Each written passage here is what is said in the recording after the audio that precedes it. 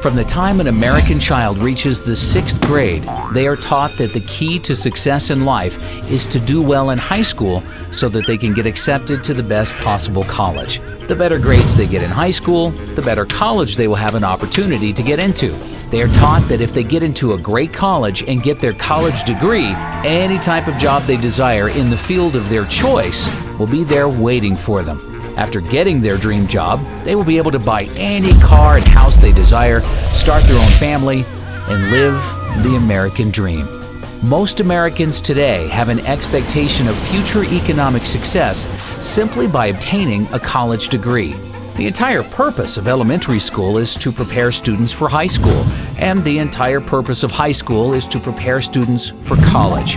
In fact, the U.S. now has hundreds of private college preparatory high schools that, at a cost of $25,000 per year, are supposed to increase students' chances of getting into a top-tier college. Students are taught to believe that if they don't go to college, they will be on a path to nowhere and will have no chance of ever building a successful career. Government regulations like No Child Left Behind have left grade and high schools in shambles. Instead of teachers having the freedom to think outside the box and use creative techniques to prepare their students for the real world, they are forced to be narrow-minded and teach with worthless information that will never help their students have successful careers.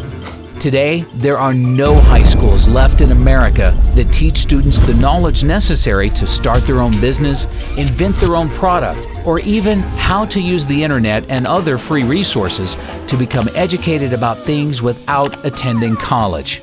The annual cost to attend the average private four-year college in America today is $27,293, up 29% from 5 years ago during the 2005-2006 school year when the annual tuition cost $21,235. This does not include the cost of textbooks, which have tripled over the past decade. Colleges are now charging $200 for each single textbook that has no resale value because they put out new, slightly revised versions with a new name each year. The textbook publishers are even colluding with college bookstores to make custom textbooks so that students can't save money by buying them online. Colleges are getting kickbacks from publishers in order to destroy the used textbook market, which by itself is proof enough that college administrators are only interested in lining their own pockets and have no interest in helping their students.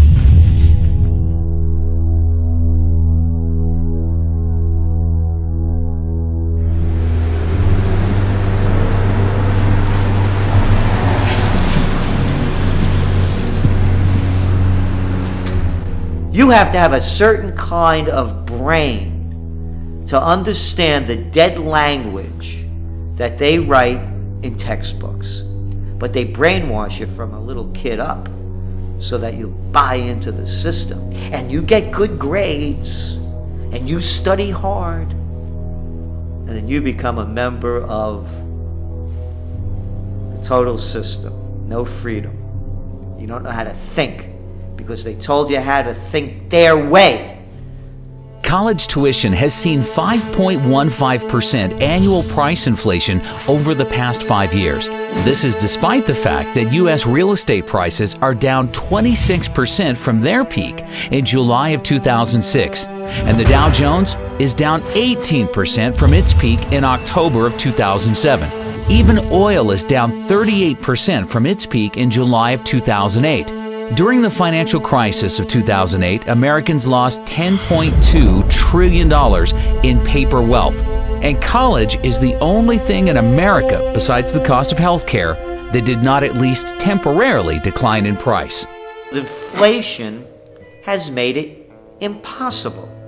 Again, when I was a kid, you never heard parents saying, "We're planning and putting money away for your education because it's going to cost us $100,000 and we have to keep putting that money away so that when you graduate, not only will you not pay us back, you're not even going to get a job."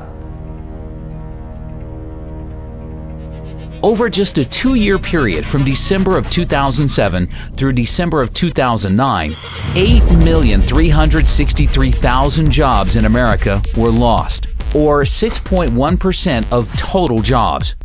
1 year later, in December of 2010, thanks to the Federal Reserve and the U.S. government spending $4.6 trillion on bailouts, stimulus programs, and other government spending, 1.124 million jobs in America, or 0.9% of total jobs, had been recovered.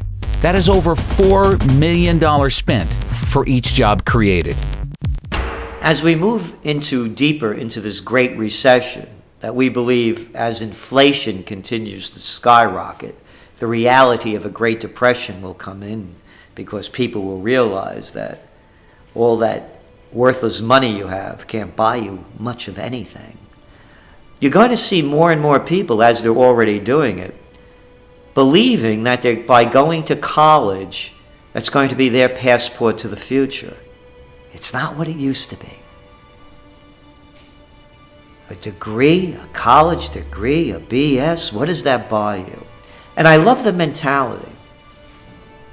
The mentality is this, that corporations and businesses won't hire a person unless they get a degree. Not me. I don't care if you have a degree. It makes absolutely no difference. I want you to have a mind, be able to think for yourself and think on your feet, and be energetic and love what you're doing and have a passion in so many different other ways. Not to be able to just regurgitate what you're being told. And that's all it's come to. It's regurgitation. During an economic downturn when Americans are losing their jobs, their primary instinct is to seek higher education in order to make themselves more attractive to potential employers and better position themselves to receive a job. However, how are Americans supposed to spend $27,293 per year for college when they have no savings or income to pay for it? The U.S. government, with the backing of the Federal Reserve, in the same way they created the real estate bubble by providing mortgages to all Americans through Fannie Mae and Freddie Mac, regardless of whether or not they had any capacity to pay the loans back, has been using the exact same easy lending practices to create one of the largest bubbles in U.S. history, the college bubble.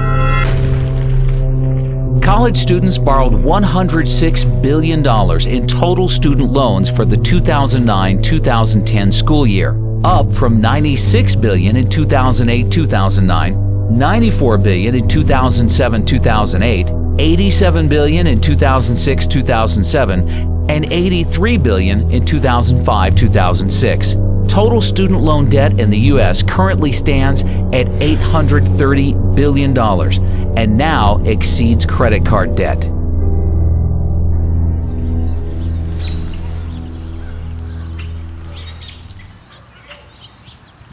I was so pro-education. That's all I wanted in my life was an education. And you know, I'd like to still be pro-education, but to put anybody through what I've been through, no. Really, in my case, the education, I think, really ruined my life. Right. So, I mean, I would have been better off if I just would have gone to work at, you know, McDonald's or something, actually. So that is unbelievable. Because this is a debt I can never get over.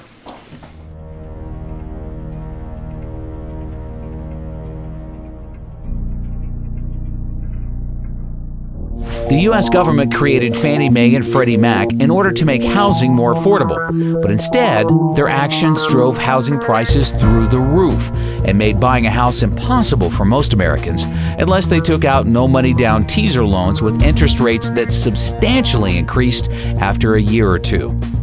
The U.S. government has been trying for decades to make college more affordable, but its actions have accomplished the complete opposite effect. College is now impossible for most students to afford without getting deeply into debt to do so. All across the country, Americans are graduating college with mortgages before they even buy a house. When I graduated from my undergraduate degree, I had $300 in student loans that I owed. $300. you can hardly buy 2 cups of coffee and a meal at the student union these days for $300. So when I graduated with my undergraduate degree, what you got in exchange for your education was lifetime indenture and a new house. Right? So you got to buy the mortgage. That's what you got. You got your degree, you got out of school, you got a job, and therefore you bought a house because culture drives you to buy a house. So now you're in debt. You have to work. Now you have to be part of the wage slave economy for the next 20 or 30 years until the house is paid off. These days, college is the new house, and you don't even get the house. As soon as you get out of school, you're indentured for life.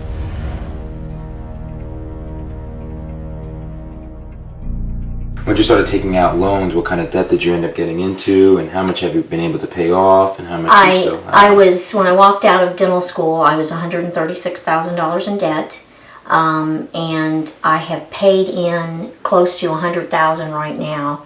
They say I owe $300,000, so I still have quite a bit, obviously, that I can't manage anymore. And I've done everything I can to try to manage it, but it becomes unmanageable at a certain point. One of the loans, the HEAL loan, was a health occupation loan, and when that defaulted, then I can no longer see Medicare or Medicaid patients. So I'm very selective of where I can even work anymore. Wow. Because it ties my hands. If I wanted to go into indigent care or one of the free clinics or something, I couldn't.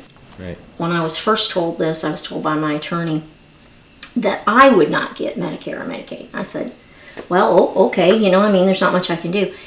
And for many years, that's what I believed, because that's what he thought that meant. Well, comes to find out, that's not what it was at all. It was that I was not able to work on patients in Medicare or Medicaid. And so when I went to work for this place that I'm working, I thought we were fine because we don't take them. Well, there happens to be some federal employees that now I can't see. I didn't even realize that. And so when we realized it, the office manager sent a note to them and said, what's the deal? And they said, well, she knows all about this. No, I don't know about it, neither do the attorneys, and neither does anybody else. I mean, these laws are so vague, it's just amazing. So now I have to watch who I see. And fortunately, my employer has worked with me, or I would be out of a job, basically.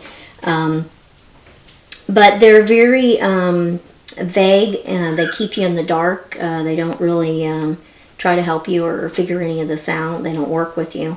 I know there's the new income-based repayment, but I don't fall into any of that, So I don't know. I just don't want to see it happen to anybody else. Right. That's my problem. There's no compassion there. There's no none. help.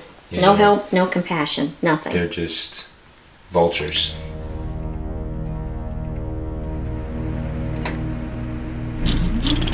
Back in the 1970s, the average college student was able to afford their college tuition without any student loans or help from their parents. They were able to pay for college by working a part-time job year-round or by simply working full-time during the summer when they were off from school. Not only that, but they were also able to afford their own car payments and possibly a small apartment. The U.S. government destroyed this by providing easy student loans to anybody who applied for them without any credit requirements. Over the past decade, any 18-year-old has had the ability to take out large student loans without even being asked if they have a job, what their high school grades were, what they intend to major in, or any other information that would help determine their future ability to pay back the loan. These are, this is a paper, and this is of course a copy, I have the original, of what they gave me the day I graduated from dental school. What amount, income level I would have to make, and how much of that would go to school loans, and what percentage. First off, I never even made enough in a month to pay the monthly school loan amount, so that's why it went into default. Right, and they basically made just completely unrealistic Unrealistic, projections on what you were totally gonna make, unrealistic, right? yes. I've not even managed to make any of them at all. So this year, of course, they're projecting I would clear about $260,000, and I'm making about $80,000. Where do they come up with these numbers? Well, I'm not sure, and I think that was the whole problem. Over 400,000 in 2015, which will not ever happen. The problem is, it also is your percentage of your school, of what they're taking. I know it's been proposed at 10%, and I think that is the fair amount. But at some points, I paid as much as 34% of my wage, 32% of my wage. Right now, I'm paying 25% of my wage to school loans. And that's a huge amount when you have other debts and other bills as well. Thank you so much. No, thank you very, very much for what you're doing. I appreciate it. Thank you. Really appreciate the help. Today, 2/3 of students are graduating college with an average student loan debt of $24,000. And the government is now making the situation many times worse by completely taking over the student loan business. Hidden inside of the recently passed health care bill, the government passed a complete student loan overhaul where they removed commercial banks from providing loans to students. Now, all students will receive their loans directly from the government at artificially low interest rates. There's absolutely no reason why we, the taxpayers, should be funding college education. And that's what we're doing when they're giving government aid. You know what my college debt was when I got out of school? $1,500. $1,500. You talk about inflation? You talk about inflation? You know what it used to cost me a whole year to go to school? $2,000. And that included room and board. You want to talk about inflation? You're never going to be able to get out from that debt. You're an indentured servant. That's right. That $120,000 you owe, the $80,000, the $40,000, $250,000 if you're a good student that went to law school and you're that much in debt without a job. You have to pay it back. There is no way out. That's the system.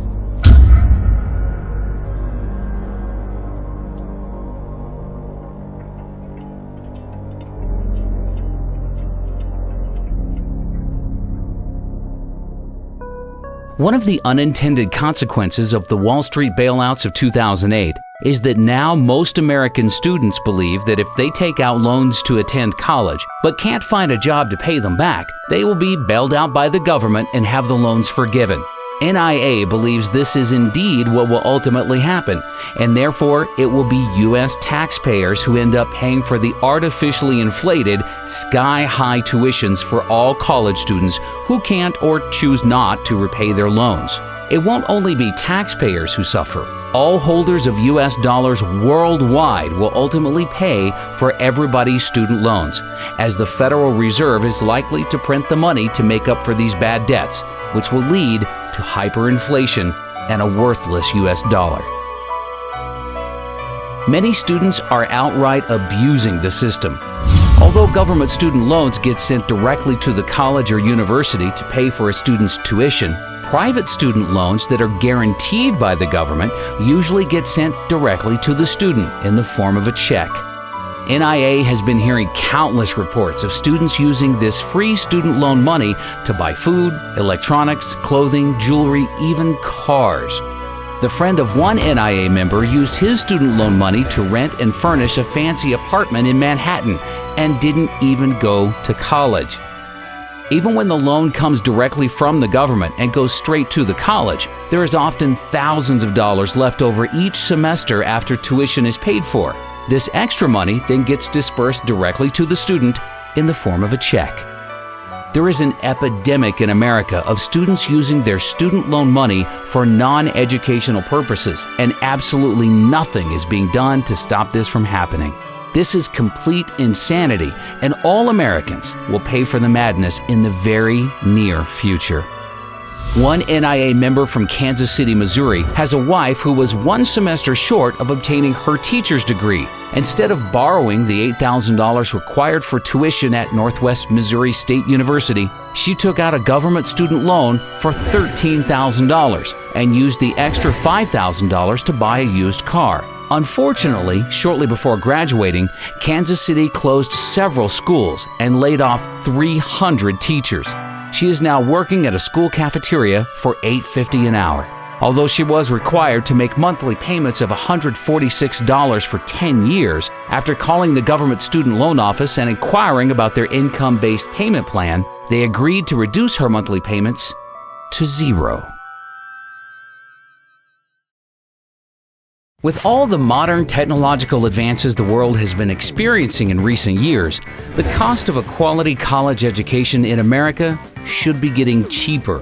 It is now cheaper to purchase a plasma television or laptop computer than years ago because the government doesn't subsidize purchases of these products. If there was a true free market in college education, colleges would be figuring out more cost-efficient ways to educate students using modern technology in order to bring tuitions down and compete against each other for the enrollment of students. By guaranteeing student loans and providing too much financial aid to students, the U.S. government destroyed the free market in college education. One NIA member who is 50% owner of a private vocational school tells us that he is legally forced to raise tuitions every time the government raises financial aid to students. The government's 90-10 rule mandates that at least 10% of a private for-profit college's income comes from non-federal government sources. Therefore, private for-profit colleges must keep raising tuitions to stay within the 90-10 rule. The government needs to get out of the education business completely and allow private banks to re-enter the market and compete against each other in order to offer loans at reasonable interest rates to students who will have the best ability to pay them back. The reality is, the majority of the students who qualify for loans today from the government would no longer qualify. But this will force colleges to either bring down their expenses in order to charge affordable tuitions or close their doors for good. Colleges in America spent $10.7 billion on construction projects in 2009, down from an average $14.7 billion spent per year from 2005 to 2007, but still very excessive. Colleges have recklessly spent to build new libraries, gyms, sports arenas, housing units, etc., all for the purpose of impressing potential students and their families. None of these projects have added anything to the quality of college education in the U.S. Many colleges have very large levels of debt they undertook to build new construction. With most college endowment funds being crushed in recent years due to collapsing real estate and stock market prices, many colleges have very poor balance sheets that won't be able to withstand the slightest drop in enrollments. Jocks! Grown-up jocks! Excuse me, they're coaches now. Hey, coach. Making millions of dollars. For what does this have to do with education? What a waste. What a waste. 2-bit universities fielding baseball teams, football teams, basketball teams. For what? To entertain the kids? Yeah, you can do this if you're a very rich society and you have the money to waste. But not during a Great Recession. And not as the median household income of the country continues to decline. And not as you're sending all of these kids to get degrees in worthlessness, because that's what these university degrees are, a lot of them. It's a waste of money, it's a waste of energy, and it's an affront to anyone who really wants to think seriously about an education, because it has nothing to do with the NCAA.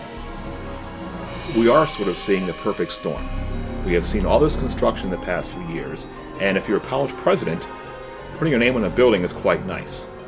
But you are not there, you probably have moved on somewhere else while your name is on the building, but now the operation and maintenance costs are now falling due. And that was never part of the original bond issue, so now we have all these facilities coming online. Students, are being stressed financially. Parents are being stressed financially. Tuition is going up like crazy. Even those schools that are lucky to have endowments, typically they're not having the return they used to have in the old days. So there is just this tremendous, culmination of things all coming together that is just going to just stress the system completely. We just saw that there were even riots in UCLA when they saw a 32% increase in tuition. I mean, do you think that we'll start to see a lot more, riots and students getting angry at these tuition prices? I would love to see a little more activism on the part of my students. I think they have been taking this now for such a long time that maybe it's just part of the scenery now, and they're not really worried about it anymore. And I also think a person that's 20 years old, 22 years old, does not realize the implications of not being able to escape student loan debt. When I was in my high school years, at that time, many people were going to college, borrowing the money to go as far as all the way through medical school. And when they graduate from medical school or law school, they would simply just up and declare bankruptcy. But in its wisdom a few years ago, as you probably know, Congress changed those rules in that you can no longer discharge student loan debt through bankruptcy. And now, even if you happen to make it to Social Security and you still owe them money, they're going to come after your Social Security check, if it exists, which I don't think it will. With NIA projecting all U.S. interest rates to rise dramatically over the next few years to multi-decade highs, many colleges will likely be forced to double or triple their average tuition inflation rate to 10 or 15%, just to cover rising interest payments. As the word spreads about this documentary and Americans become educated to the truth, more and more students will wake up to the fact that college education is the largest scam in American history. We are about to reach a point where students say enough is enough and refuse to pay higher tuition prices. There are currently a total of 4,168 public and private 2- and 4-year colleges in the U.S. In the near future, as the U.S. dollar begins to collapse and American families are forced to spend more than 30% of their income on food, we expect to see a sharp contraction in the number of colleges in America. NIA conservatively believes 20% of American colleges will close by the year 2020. Of the colleges that remain open, NIA projects an average decline in enrollments by the end of this decade of between 15 and 30%. In fact, enrollments by American students in each college could decline by as much as 50%, with Chinese students using their soon-to-be strong yuan to become educated in the U.S. and price American students out of the market. NIA also projects for most colleges to reduce their faculty sizes by between 25% and 40%, which will mean larger class sizes and a further decline in the quality of education. If we were doing such a wonderful job and producing such geniuses coming out of universities, you think we'd be in the problems that we're in now? Do you think that we would be among the most unhealthy nation of people in developed nations? Do you think that we would be gobbling down junk food? Do you think that we would be prescription drug addicts as a society? Do you think that we would be in the greatest recession that's heading toward the greatest depression? Do you think we would be in Iraq and wasting trillions of dollars fighting losing wars in Afghanistan and now in Pakistan? Do you think that we would have presidents and senators and congressmen and legislators of such low mentality that we have now? Do you think that we would have the rampant greed of the white shoe boys on Wall Street if the universities were turning out anything of quality, considering the trillions that are spent and the tens of millions that are educated? By their deeds you shall know them. Look what American universities have produced.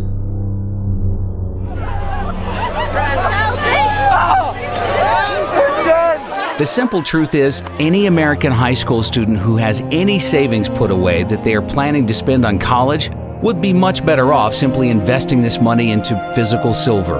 A senior in high school with $30,000 in savings who buys physical silver today will likely have enough money to buy the median U.S. home 4 years from now. while all of their friends will be graduating college with no job or money to buy a house, but will be stuck with hundreds of thousands of dollars in debt and a worthless piece of paper called a college degree. How worthless is education? Let me count the ways in my worthless college degree. Worthless. That's what a college degree is worth. Here's my worthless law degree. Equally as worthless. Here's my worthless license to practice law. Worthless. Here's my worthless computer science degree. Also worthless. That's the value of education.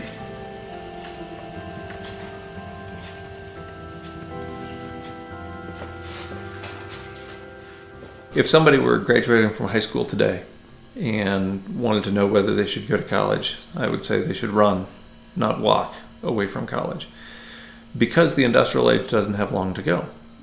There's no way that I would encourage somebody to go 4 years or more to undergraduate school, rack up a bunch of debt, and learn a bunch of nonsense that isn't going to do them any good when there's no fuel at the filling station, no food at the grocery store, and no water coming out of the municipal taps. Well, why would you go to college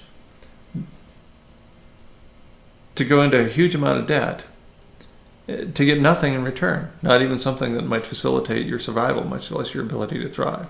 So at this point, at this late era in the industrial economy, I wouldn't encourage anybody to go to college. It hasn't been a very good deal for quite a while, and it certainly is a really bad deal now. I confer upon you the degree for which you have worked so hard, with all the rights, privileges, and responsibilities thereto. Congratulations.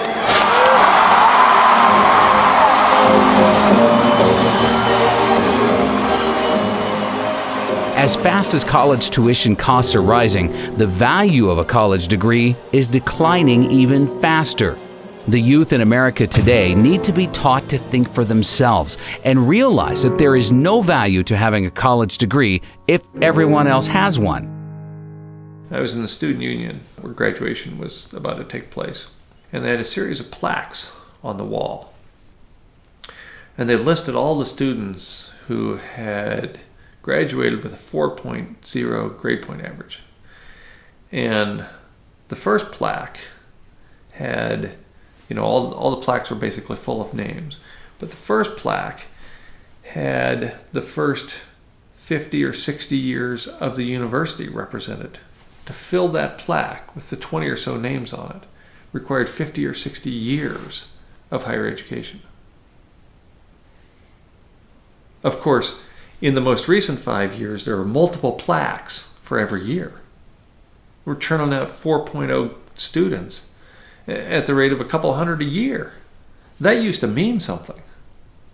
If you're the only person that in the first 40 years of the history of the institution to have a 4.0, that's meaningful.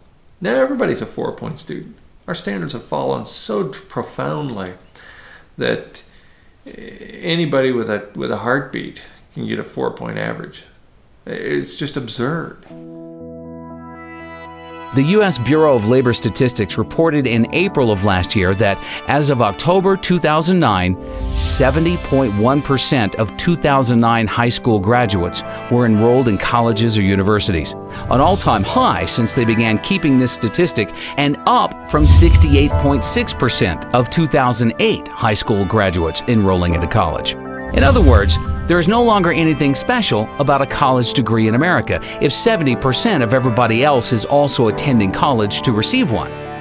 NIA is working hard to ensure that it will soon become common knowledge in the U.S. that a college degree gives you no advantage over the rest of the population. When Americans finally learn the truth, the college bubble in America will burst.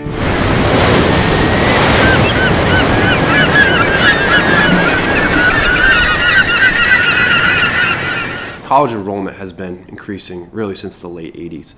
But what kind of is an unknown secret is since 1992, the majority of college graduates, 60% of them, were in positions that the BLS considered low skill and typically did not require a high school education. For example, 20% of all the new waiter and waitressing positions created since 1992 have been filled by college graduates.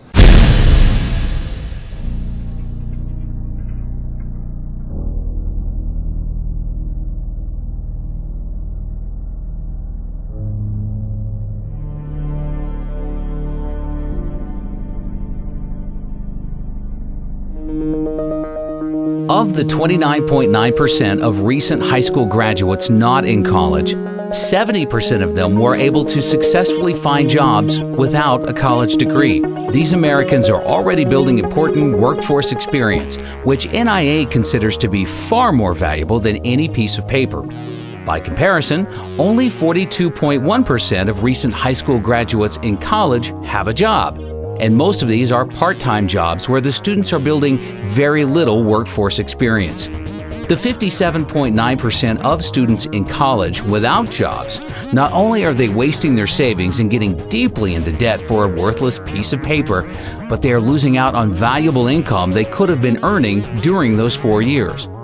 One of the greatest myths in America today that is used to scam Americans into overpaying to attend college is that college graduates make more money in their lives than Americans without college degrees, and therefore a college degree is a great investment.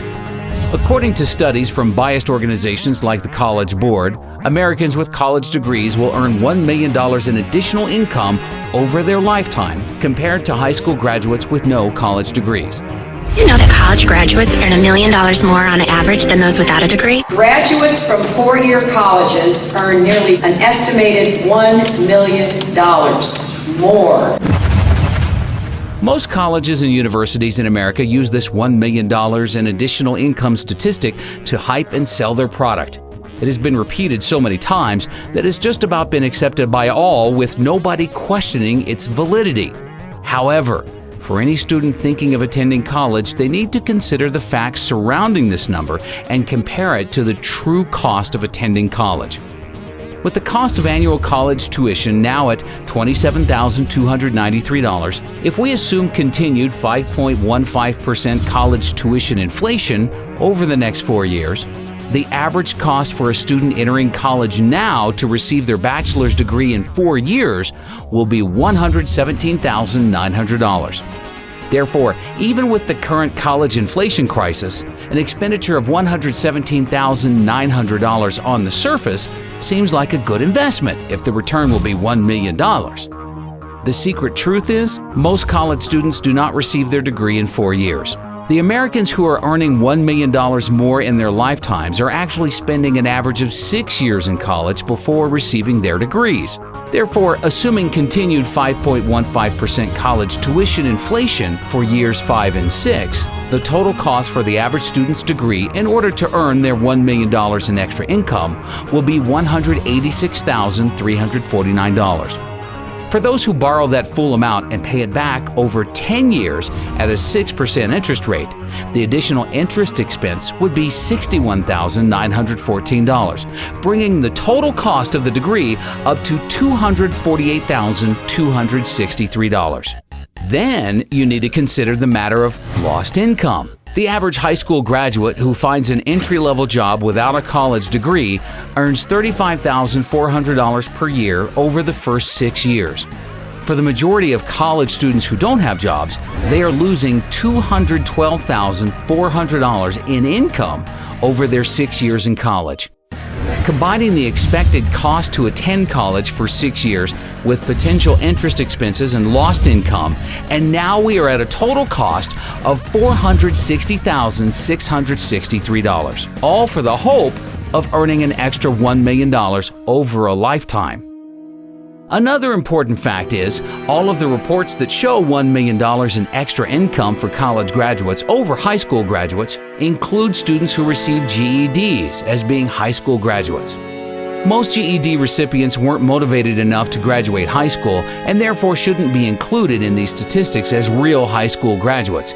NIA believes GED recipients are unfairly skewing down high school graduates' average incomes. Also, the simple truth is, some Americans are just more motivated than others to make money and have successful careers. Somebody who wants to earn a high income usually goes to college because they have been suckered into believing it offers them the greatest ability to do so. Whereas most Americans who don't attend college don't have as strong a desire to have a successful career. 95% of college graduates interviewed by NIA with annual incomes above $200,000 tell us that their college degrees had absolutely nothing to do with their business success. In fact, of these same people surveyed, 90% of them said that they probably would have become successful at a much earlier age and be making even more money today if they didn't waste so many years of their life attending college. The phony $1 million in additional income study that was conceived by the education industry in order to deceive Americans into overpaying to attend college is just one of many false, misleading studies that they have created in an effort to create an illusion that college is a good investment, no matter how high tuition prices rise. The mainstream media has been working with the education industry and helping them perpetrate their schemes on the American public. One of these schemes was the 2008 pharmacist shortage hoax. 3 years ago, there were 15 new pharmacist schools getting ready to open in the U.S. In order to create artificial demand for enrollments to all of these new schools, the industry decided to create an illusion that there was a huge shortage of pharmacists in the country that will continue for the rest of the decade, with 150,000 new pharmacist jobs needed by 2020. One place where the U.S. economy has too many jobs and not enough applicants is in pharmacies. Because there's a shortage of pharmacists, many are overworked from putting in long hours. With pharmacies open 24 hours a day and a huge population of aging baby boomers consuming larger amounts of prescription drugs, it adds up to an industry that cannot find enough pharmacists to go around. From the student standpoint, and our students know that when they graduate, they have a job. I mean, in fact, they have a job even before they have graduated. It's not that they can practice as a pharmacist, but they know they have been offered already a job. So that's one of the positive side. On the negative side is the pressure that's put on the schools to really come up with the number of pharmacists that are needed in the future. By some estimates, the U.S. would need more than 150,000 new pharmacists by 2020 to match supply with industry demand. Experts say the pharmacist shortage will continue for at least a decade or more. In the meantime, at least 15 new pharmacy schools are expected to open their doors by 2010, even as existing schools expand in size. NIA has been hearing dozens of reports from its members with family members who have graduated pharmacy schools 6 months to a year ago and have sent in their resumes to hundreds of different pharmacies in the New York metropolitan area and have yet to even receive one job offer. Even experienced pharmacists are having major difficulties finding pharmacist jobs. The husband of one NIA member retired 5 years ago as a pharmacist in New Jersey, but has now decided to re-enter the workforce so that their family can accumulate enough gold and silver to survive hyperinflation. Unfortunately, he was forced to leave his family and move to a rural part of Alabama in order to receive a pharmacist job paying only $18 per hour. Law schools have also been deceiving the public with false and misleading statistics. During the past decade, an unprecedented number of Americans went to school to become lawyers because they thought if they became a lawyer, they would immediately become rich. Some law schools are advertising that 90% of graduates are employed within 1 year of graduating. The unfortunate reality is, law schools are deceiving their students with these statistics because most of their graduates who are employed within a year of graduating are not employed at law firms. They can be employed at Walmart or McDonald's, but the law schools will still consider them to be part of their 90% employed within a year. A lot of schools right now will tout a job placement rate after graduation, or what percentage of their graduates are employed X amount of months after graduating the degree. And what you're seeing sometimes is manipulation and outright just fraud in how they calculate this. One major law school was recently admitted to hiring a bunch of unemployed illegal graduates to work in their admissions group at the same time their placement rate survey was being conducted. So yes, were they employed at the time? Yes, but it wasn't an illegal profession. Law schools are handing out 43,000 law degrees each year, yet 15,000 attorney and legal staff jobs have disappeared since 2008. Many people wonder why 60% of the U.S. Senate and 37% of the U.S. House of Representatives are lawyers. Well, the reason is they go to Washington in order to pass as many new, harmful, and destructive laws and regulations as possible in order to provide enough work for all of their lawyer friends.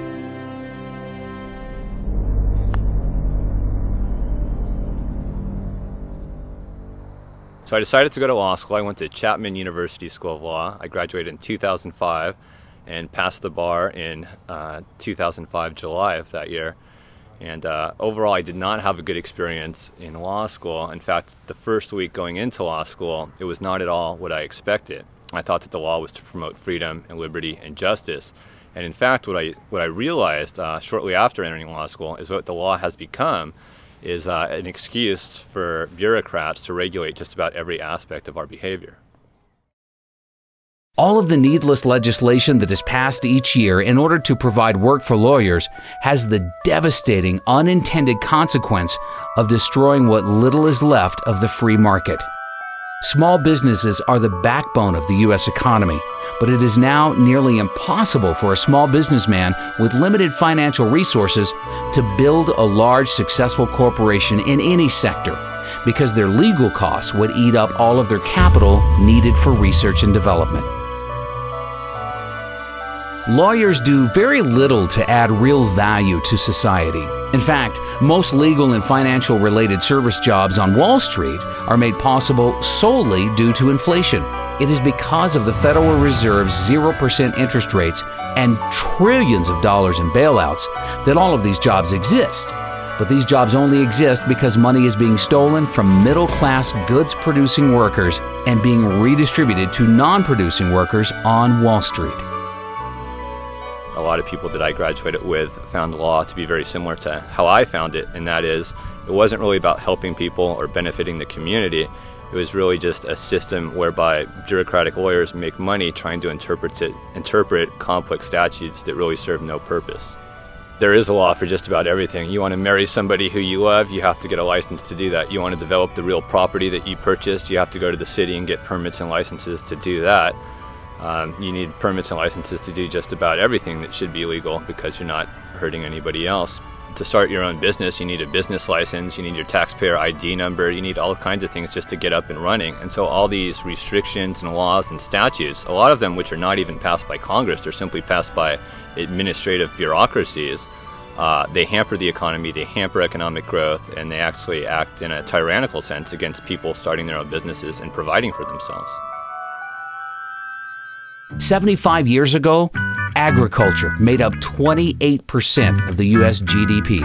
Today, the service sector makes up 76.9% of GDP, and agriculture makes up only 1.2%. The only way for a country to produce real wealth is by farmers growing food, miners mining for gold, silver, and other precious metals, drillers drilling for oil, natural gas, and other commodities, and manufacturers manufacturing real goods that can be exported to the rest of the world. Goldman Sachs has never created one dime of wealth for our country. Yet most politicians in Washington have been brainwashed into believing Wall Street jobs are necessary for the U.S. to have a strong, viable economy. Likewise, nearly all Americans who have gone to school during the past decade have gone to school for degrees in legal, financial, or other service sector jobs. Almost no Americans have gone to college to become farmers, gold miners, or oil drillers.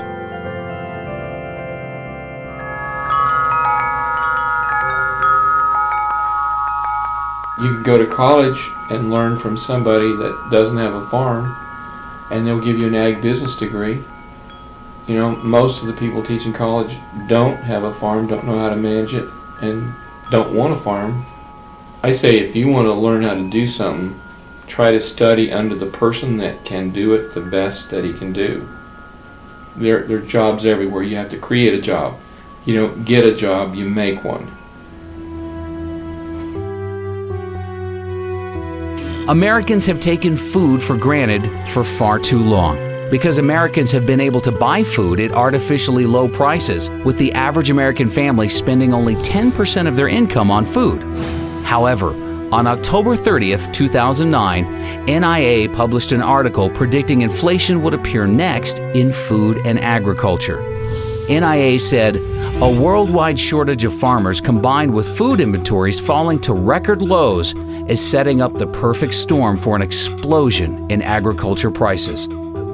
From the time NIA wrote this article until now, we have experienced the largest ever short-term increase in agricultural commodity prices. Corn has risen by 75%, wheat by 65%, soybeans have risen 51%, sugar 45%, orange juice has risen by 58%, coffee has risen 71%, and cotton has risen 124%. Because very few Americans went to school to become a farmer, and everybody needs to eat, agricultural commodity prices will continue to skyrocket, and farmers are going to get wealthy in the years ahead, while lawyers and bankers will see a dramatic decline in their standard of living. The free market will adjust and see to it that lawyers, bankers, and other non-producing financial service workers see a 90% decline in their real incomes. Everybody can't be a college graduate. Somebody's got to grow food. You know, everybody can't ride the wagon. Somebody's got to pull it. Somebody's got to be taking some risks. Somebody's got to be thinking. Somebody's got to have sweat. Last summer, this lady I was telling you about that bought some cattle from us, she came here to get some cattle in August, and my grandson was downstairs splitting firewood. We burned firewood in this building because it saves us about $600 a month over burning propane. So my grandson was cutting firewood, and he was swinging the axe down here splitting logs.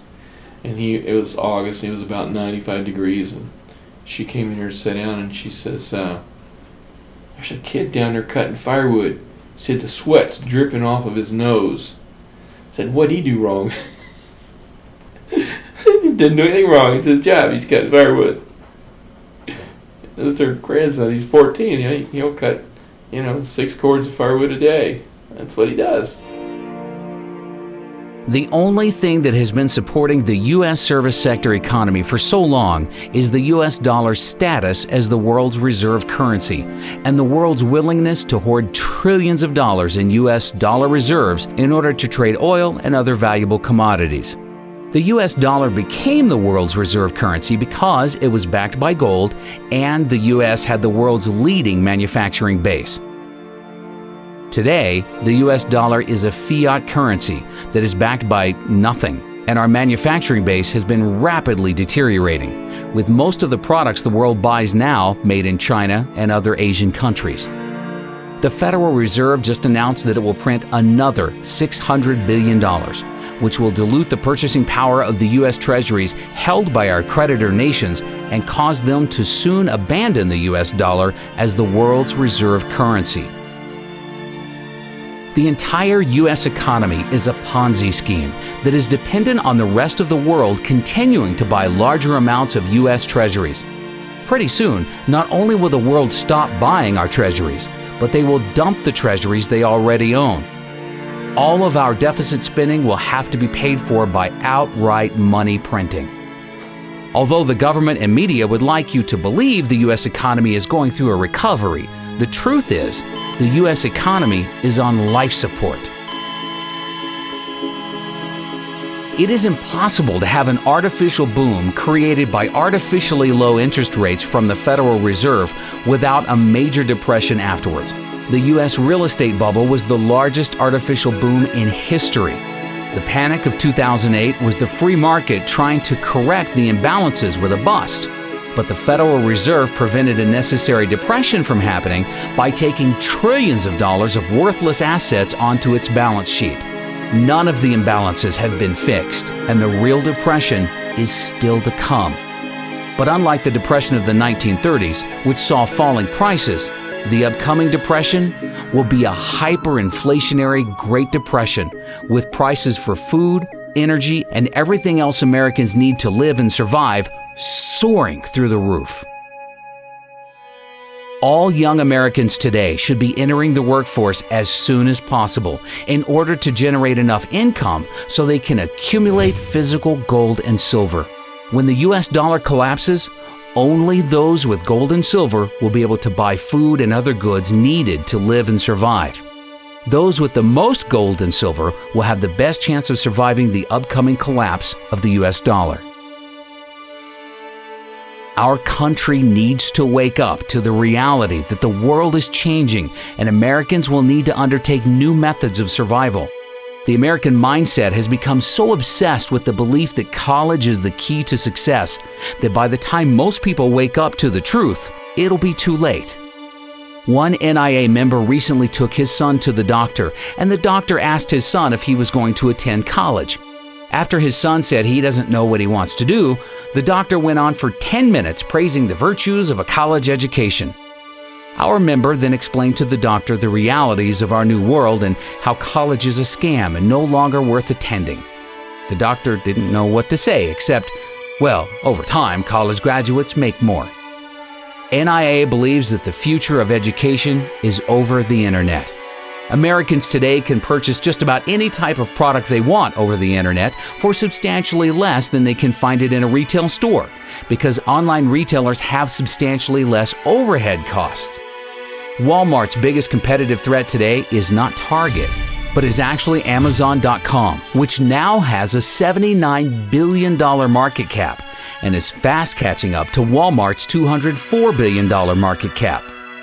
The largest and most profitable college of the future will be an online college that attracts all of the most successful professors from around the world and allows them to teach an unlimited number of students over the internet.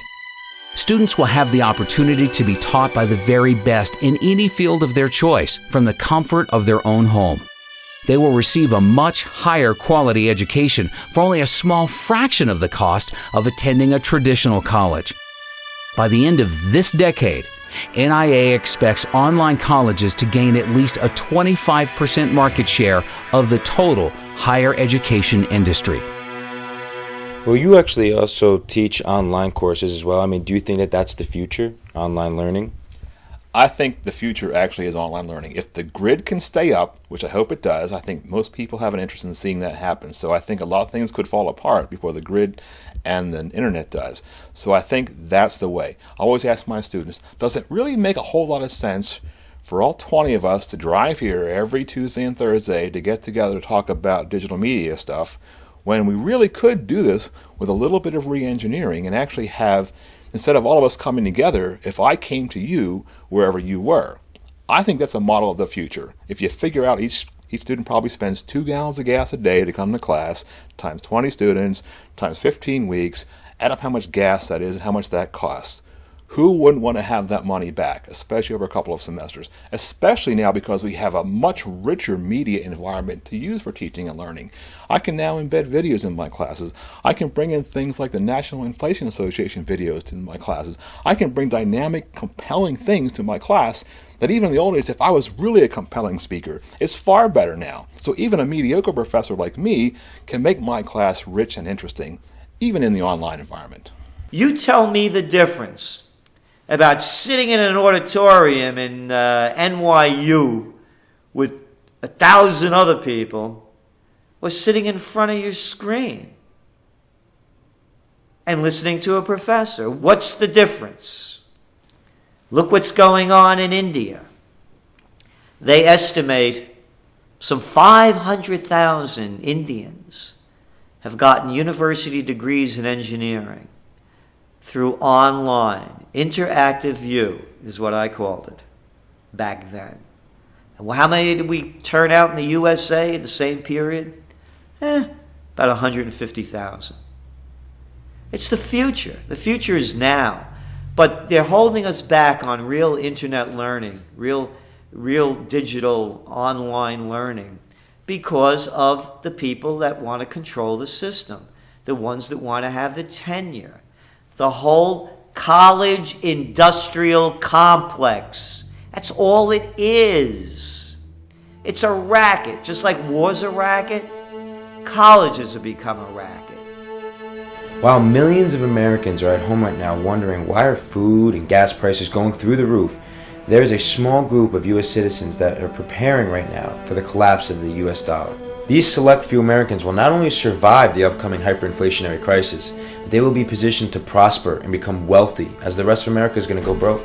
On December 11th of 2009, NAA declared silver the best investment for the next decade at only $17.40 per ounce. Just recently, we saw silver hit a high of nearly $50 per ounce for a gain of 185% for our members. In fact, in February of 2010, NAA suggested silver call options that ended up making a gain of over 1,000% at its high. You know, it amazes me how many people have been contacting us recently. I mean, every week we receive countless emails from people that say that they've learned more about economics from being a member of NAA for just 1 month compared to studying economics in college for over 4 years. NAA members receive weekly articles, videos, and updates with priceless economic information that the mainstream media is afraid to talk about. All across America, students are being brainwashed right now with Keynesian economic principles that got us in the debt crisis that we're in today. We are not going to solve our economic problems by making the same mistakes in the future.